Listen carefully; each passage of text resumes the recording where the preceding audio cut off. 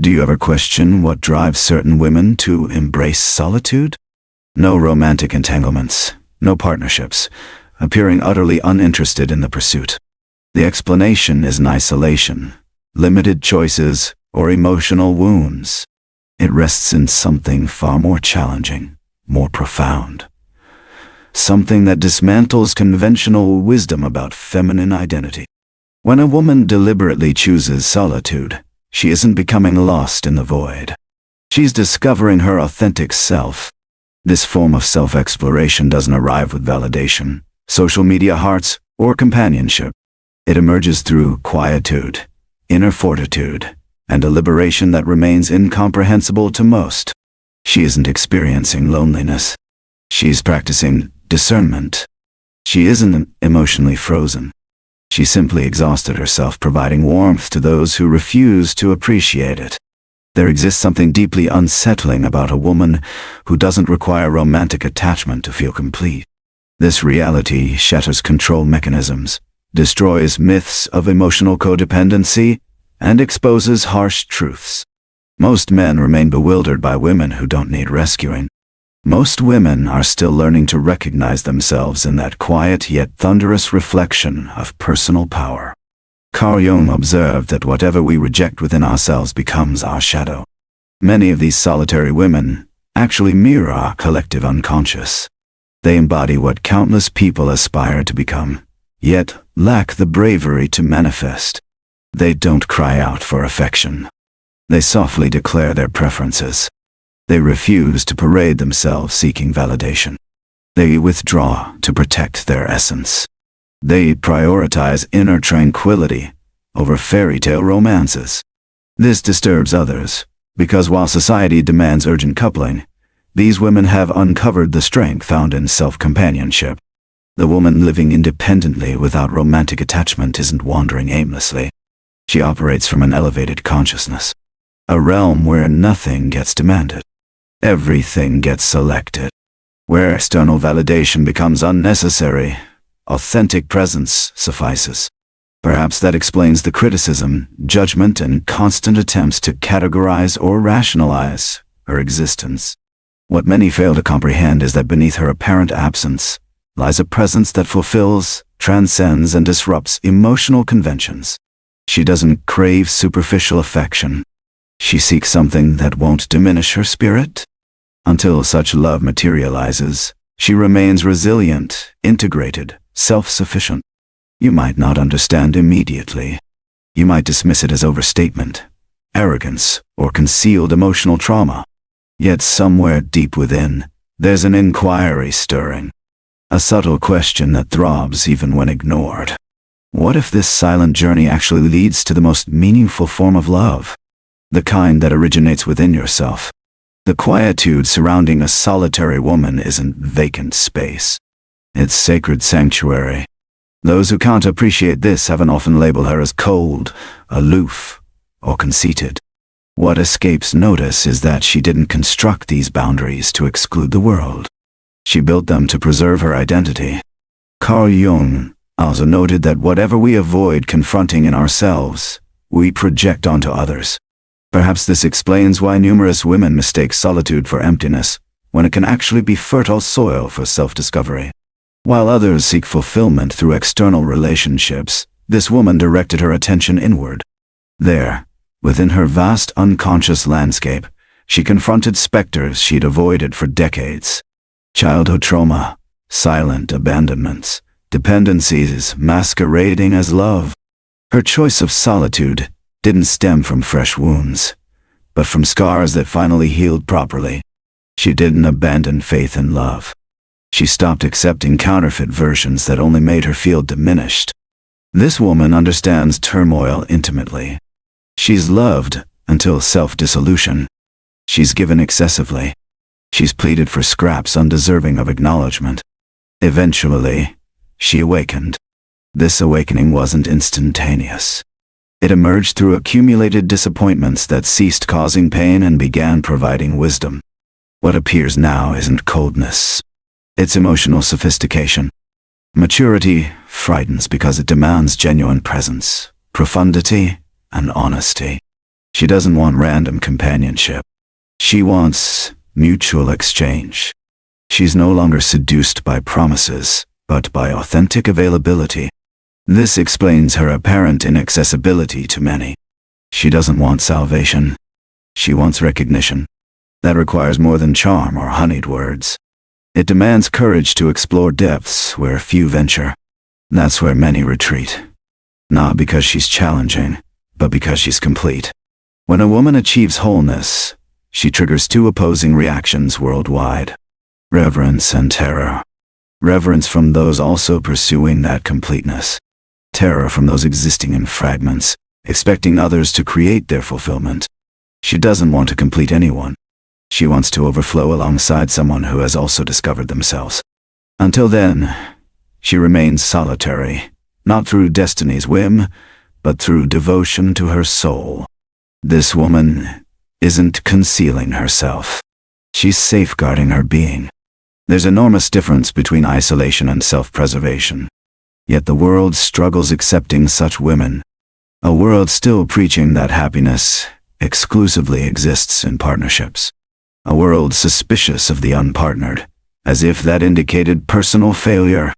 Carl Jung observed that where conformity dominates, authenticity finds little space. This woman doesn't live conventionally. She lives essentially. She hears comments like, "You're overly selective. You should be more receptive. Nobody's flawless." And she smiles.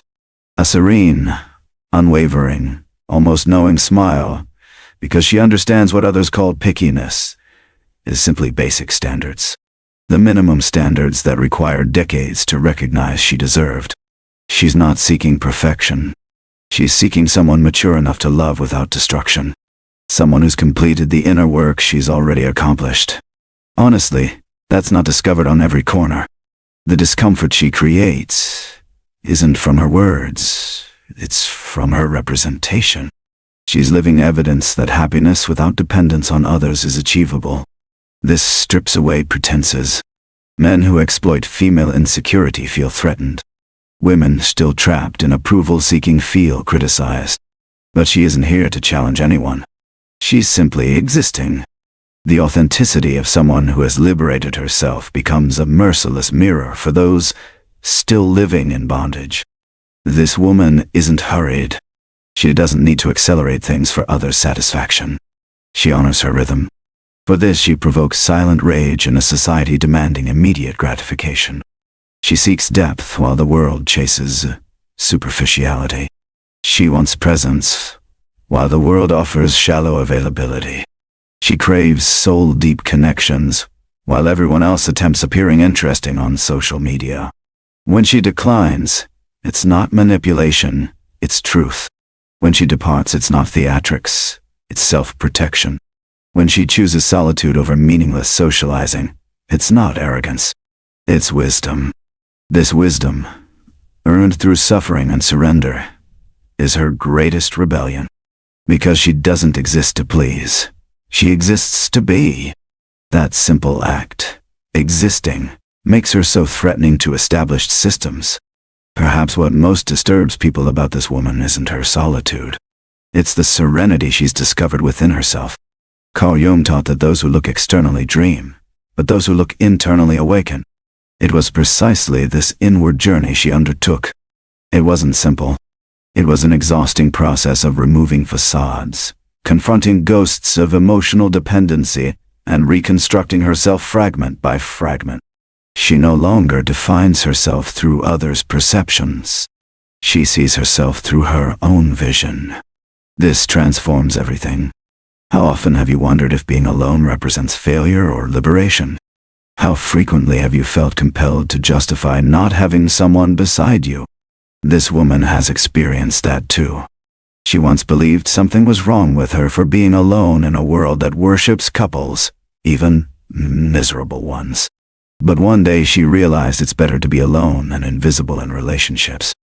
That day she made a covenant with herself.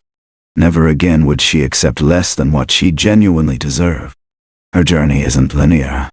There are doubtful days, nostalgic moments, nights of profound silence, but there's also strength that grows with each conscious decision.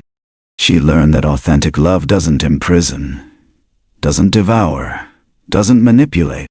The love she desires is the kind that liberates, that enhances, that supports without suffocation. Until that love appears, she chooses continued self-development. Not from pride, but from integrity. This woman is the living manifestation of Jung's individuation. She fragmented, faced her shadow, descended into the unconscious, and emerged more complete than ever. Now that she has found her true identity, she refuses to become half of anything ever again. She doesn't seek someone to make her whole. She desires someone to share that consciousness with. This is frightening because it requires emotional accountability. Unfortunately, few are prepared to love with such responsibility. Most still love from emptiness, from ownership, from anxiety. If she travels solo today, it's because each footstep resonates with wisdom. Every rejection she offers is an expression of self-honor. Every boundary she establishes is a declaration that affection should never be pleaded for. She no longer feels compelled to validate herself to anyone. This conviction, arising from her soul's deepest chambers, revolutionizes her entire existence. A woman who has reclaimed herself becomes formidable, not through armaments, but through lucidity. The woman dwelling independently without romantic partnership is not the same person who once implored to be cherished. Something within her shattered. It was precisely this fracture that liberated her. Sometimes only through devastation does the spirit discover its renewed architecture. Carl Jung proclaimed that trees reaching toward heaven must also sink roots into hell's depths. This describes her exact journey. She descended into her personal inferno, confronted ancestral terrors, inherited anguish, traumas belonging not only to herself, but to all women preceding her. She severed generational patterns. She rejected relationships perpetuating identical destructive narratives. She understood it wasn't her responsibility to heal anyone, rescue anyone, or accept fragments from fear of isolation. When she stopped accepting inadequacy, the world attempted convincing her she was mistaken. Yet she maintained her position, initially with hesitation, then with understanding, finally with invincibility, because someone who has dwelt in their own darkness no longer dreads emptiness. She learns to sustain herself through quietude, to comfort herself with her own company. She isn't unreachable. She simply no longer permits invasion. There's a vast distinction between opening your heart and allowing yourself to be destroyed. She opens certainly, but exclusively for those approaching authentically, not with rehearsed monologues or hollow commitments. She's witnessed enough to distinguish between genuine presence and theatrical performance. Her intuition has sharpened considerably. Her energy serves as a screen. She can detect superficiality from great distances. She doesn't hesitate to withdraw. Her metamorphosis isn't surface level. It's archetypal. It's as though she's accessed primordial wisdom, ancient memories that women weren't born to serve, but to manifest, not to be molded, but to flourish. In reaching this remembrance, something stirred within her, a fierce woman, perceptive, emotionally autonomous, a woman who, though solitary, is far from directionless. She communes with something transcendent, with her own fate, regardless of attempts to diminish her with classifications. Cold, challenging, remote. Nothing adheres because she no longer exists to conform. She exists to expand. She no longer competes for attention. She emanates presence. She's no longer awaiting selection. She makes the selections. This logical reversal bewilders those still attempting to dominate the feminine. But she's already departed. She's already crossed the boundary. On the opposite side, she discovered that genuine relationship begins only after you've loved yourself sufficiently to need no one. There's something holy about her movement through existence. She doesn't require ovation or public confirmation. Her assurance is subdued. Within that quietness dwells her authentic power. Carl Jung declared that everything we confront internally eventually becomes our destiny. Perhaps this explains why this woman, in repeatedly choosing herself, has authored a fate that few comprehend but many secretly covet. She no longer attempts filling emptiness with commitments or persuading anyone she merits affection. She doesn't plead for space in anyone's existence, because she's learned that presence should never be begged for. It should be welcomed.